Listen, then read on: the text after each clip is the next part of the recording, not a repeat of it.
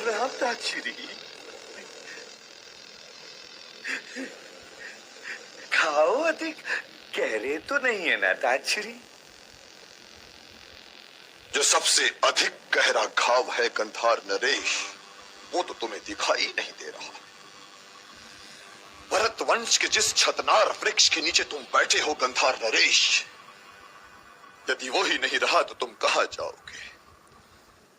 हटाओ इस स्नेहलेप को।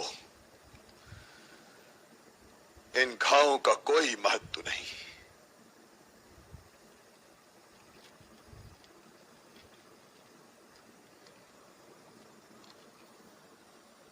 अब भी कुछ नहीं बिगड़ा है पुत्र, उनसे संधि कर लो।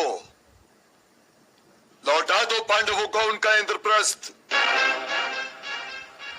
चाहे मैं हस्तिनापुर हार ही क्यों न जाऊं पितामह, किंतु देने के नाम पर तो मैं उन पांडवों को सुई की नोक जितनी भूमि तक नहीं दूंगा।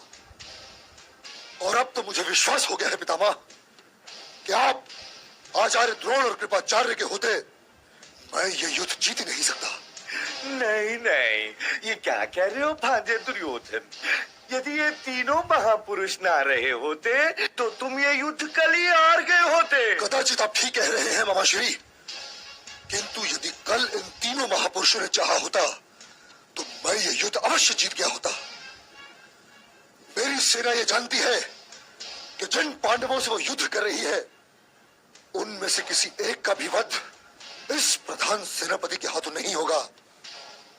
कोई वृक्ष स्वयं अपनी शाखाएं नहीं काटता पुत्र। तुम भी मुझे पांडवों से कम प्रिय नहीं हो। ऐसा नहीं होता तो अभी अभी तुमने असभ्यता का मेरे सामने जो प्रदर्शन किया है, महादेव की सौगंध, उसके उपरांत तुम अभी जीवित खड़े नहीं दिखाई देते।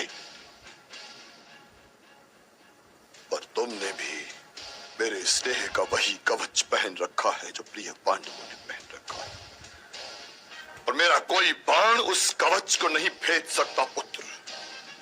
इसलिए मुझसे लंबी आयु का आशीर्वाद लो और जाओ विश्राम करो। कल फिर युद्ध करना है। क्या मैं एक प्रार्थना कर सकता हूं पितामह? नहीं,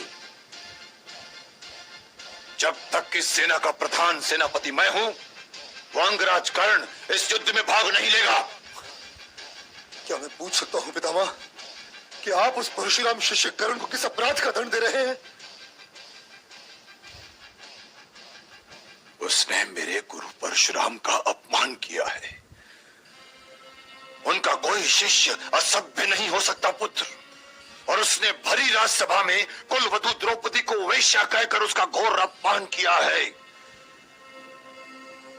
जो नर किसी नारी की मर्यादा की रक्षा न कर सके, वो मेरे ध्वज तले युद्ध नहीं कर सकता पुत्र, नहीं कर सकता। यदि वो अपराध है पितामह, तो ये अपराध हम सभी ने किया है। मैंने किया है, आपने किया है। परंतु भांजे के कहने का ये तात्पर्य नहीं था ताक्षरी। गंधार नरेश, आप कृपया मुझे ताक्षरी ना कहा कीजिए, न कहा कीजिए। इस युग में अब इन नातों का कोई अर्थ नहीं रह गया है। ये किंतु शब्द हैं जो अब अपने से बड़ों को पत्थरों की भांति उठाकर मारने के काम में आते हैं। और दुर्योधन ने अभी जो कुछ कहा है उसका तात्पर्य वही था जो मैंने निकाला है, जो मैंने समझा है। और वत्स, क्या ये उस अपराध का दंड नहीं है कि मैं तुम्हारे पक्ष में युद्ध कर रहा हूं, तुम्हारे पक्ष में? जाओ और मुझे अपने इस अपराध बोध के साथ अकेला छोड़ दो। परंतु पितामह, आप... यही तो मेरा दुर्भाग्य है दुशासन, कि मैं तुम जैसों का पितामह हूं। और यदि माता सत्यवती ने मुझे तुम सबको ना सौंपा होता पुत्र, तो मैं तुम सबको कब का त्याग चुका होता।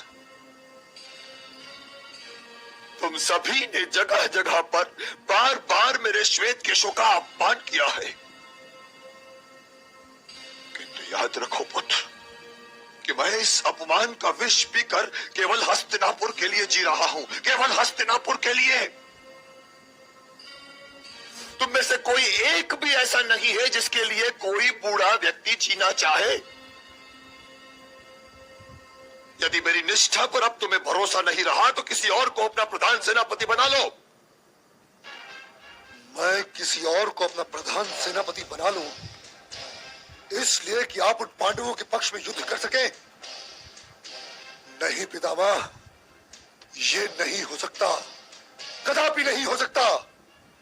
आपकी निष्ठा, आपका विश्वास, आपकी अंतरात्मा चाहे उन पांडवों के पक्ष में हो, परंतु आपको युद्ध मेरे ही पक्ष में करना पड़ेगा। प्रणाम।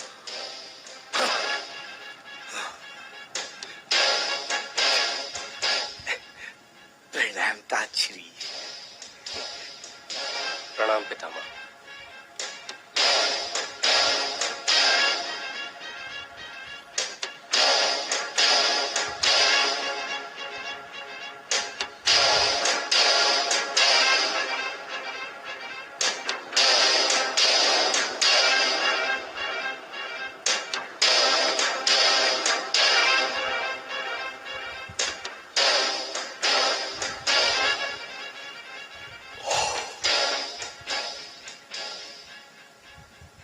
किंतु यह घाव, क्या अब आप भी मेरी आज्ञा का पालन नहीं करेंगे?